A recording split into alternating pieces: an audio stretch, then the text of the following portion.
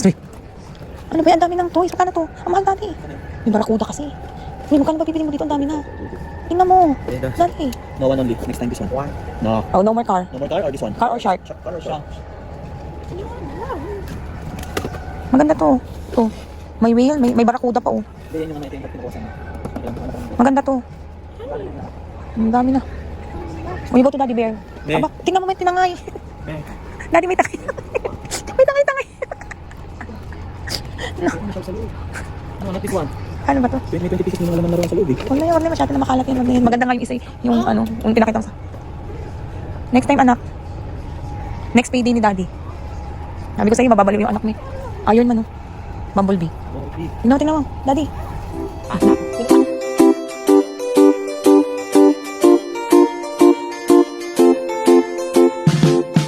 It's time to go home. Good morning. Awesome view. Oh, please. It's our first morning here in UC, Auckland, UC. Ang daming kalat ng kwarto ni Daddy. Hindi pa kami nagbe-breakfast. Yun lang. Tapos na mamaya lalabas kami, sabi ni Daddy. Magluluto na po kami.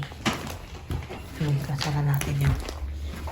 Kasara natin po. Ito yung CR. Ito yung room namin. Baba na tayo. Yan, may mga kasama si Daddy, may mga... So, ito nga yung place na nirerentahan ni Daddy. Isang room lang. May kasama kaming isang family saka isang solo din na nag-work lang dito na sa Philippines sa family niya. Row pala. Pero hindi, may park. Saan yung park? Walang pala. Walang mga palaruan. Ay, may season. May aso. Lagot si Boy Aba, oh. Naglalakad. Ay, nilalakad. Ayan, may naglalakad na dito. Malalaki yung aso dito. Ayan, ito ang breakfast namin ngayon. Noodles, lakmi. Ayan, siyempre kumakain na. Ayan, ito yung binili namin kagabi. Hindi nagdala ng cheese whiz si Daddy. Ayan, yan ang aming breakfast dito. Pray na mami. And for a dessert, binawasan ko na to kagabi. Kasi may isang tinotopak kagabi, nakakainis. Topakin. Ang tsura, ano pang buhok niya. May mga sungay. Ayun, sige, 1, 2, 3, 1. Cookies. Nga mo na, wala nga daw kumakain yan. Cookies again. Nagot kayo, makikita kayo ni Kajen sa ano. Permission? Sa vlog. Permission? What will you say? Tita Jen? Can I have one cookies? Cookie. Cookie. Ito is, ang mahal kaya nito. Magkano to? Hindi pa lang. Parang almost $10. Mahal, halos 300 ito. 360. Blackberry.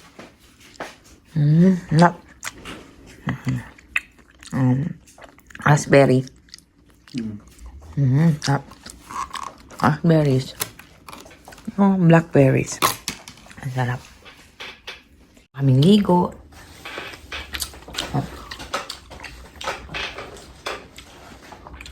Ating hap.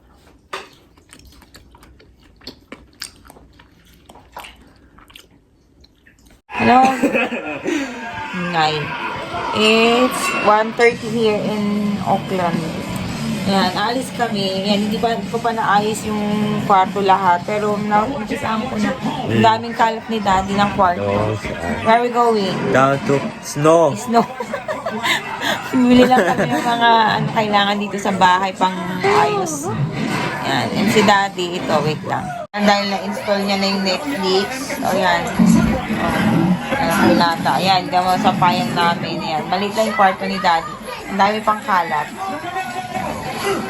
Antayin lang namin matapos si Daddy. What's this? Spider-Man. Spider-Man lang. Ito na yung labas, guys. Ang nipis nung suot ko. Ayaw kong pagjakitin ni Daddy. Malamig. Kami pupunta kaming mall. Si Bray, tingnan mo. Oh, kala mo pupunta na.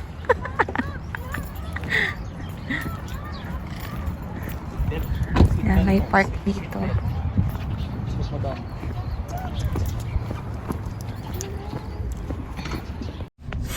ang binuksan kong side yung kay daddy sa right side.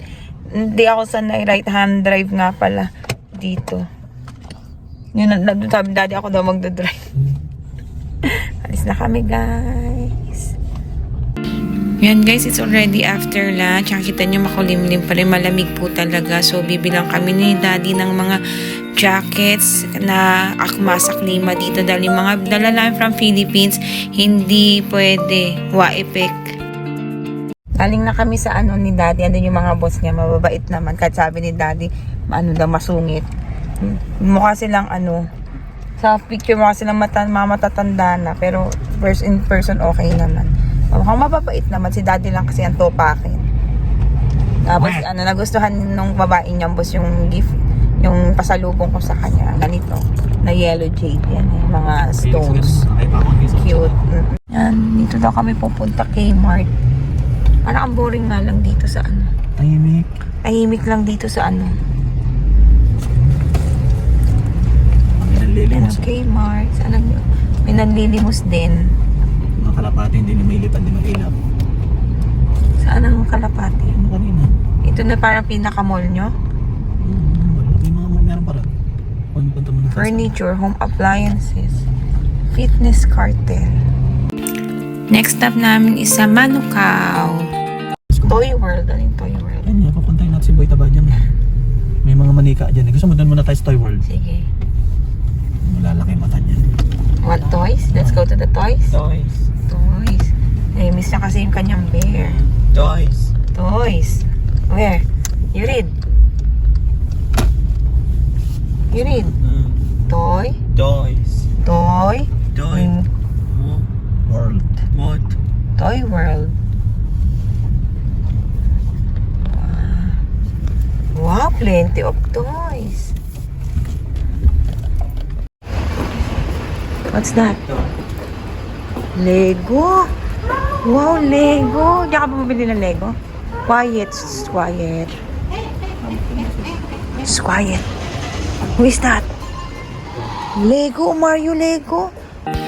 At totoo ang sabi ng kanyang daddy, nalalaki ang mata niya, nalalaki po talaga.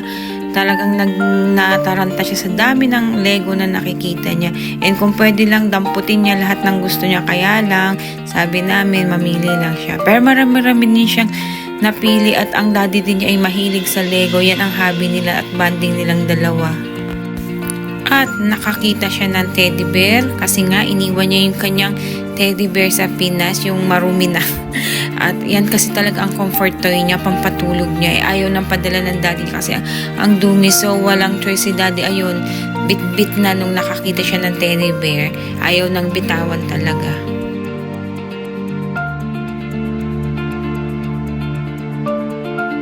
So, next naman namin is a mountain something, bilihan daw ng magagandang mga jackets, puffer jackets, ganyan. So, magkakadikit lang yan, lumipat lang kami ng parking kasi para lang siyang plaza, dikit-dikit yung establishments. Hindi katulad dito sa atin, nasa loob sila lahat ng mall. Go to daddy, anak. Yun yung mga socks. Tapos mga organizers, sabitan ng sabon. Kailangan natin ng cart. Anong di na? Bahala ka dyan. Andito naman kami sa Kmart. Ito yung bilihan na mura-mura daw. Mura-mura naman kahit papalo kaysa sa ibang mga shops. And itong pasaway na daddy, ayaw talagang kumuha ng cart. Gusto niya buhatin niya lahat. Pero sa dulo, kukuha din siya dahil na-realize niya na hindi niya kayang bitbitin lahat ng mga kukunin namin dyan. Ganyan din siya sa airport. Ayaw kumuha ng trolley. Gusto niya nahihirapan talaga kami magtulak.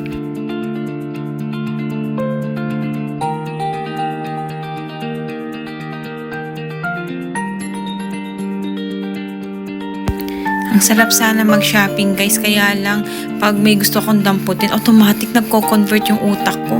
Nasasabi ko, mahal. Pero yung kailangan lang talaga ang kukunin namin. Syempre mahirap naman at hindi naman kami mayaman.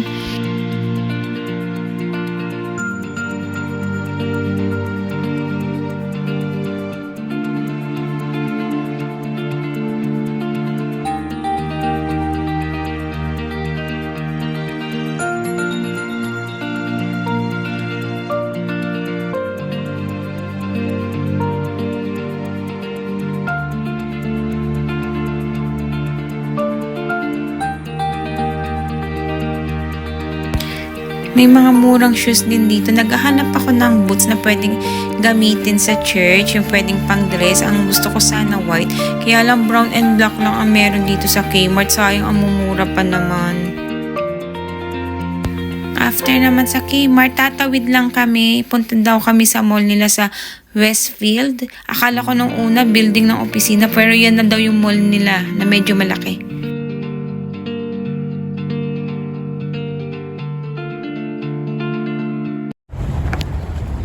Hi guys, nagagala po sila. Lamig na lamig si Brave, si Mami. Kunyari lang yan, pero nilalamig na yan. Nilalamig na yan si Mami. Ako, tanangin mo si Mami kung anong sukat ko. Tawid ka na, Mami. Tawid kayo, tumawid na, diretsyo. Hihinto yan. Sige, hihinto yan.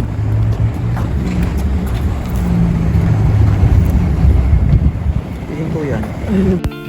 Kita nyo naman kung paano ako nagulat sa pagtawid. Nasanay kasi akong tumawid sa Pinas na pinapauna ang sasakyan sa pedestrian lane.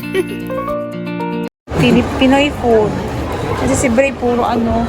Kasi ako yun, pho sa akin, isang pho. Sa'yo, Daddy, iba ka na niya kung gusto mo. Sabi sa'yo, Bray. Ayan. Bili ka na.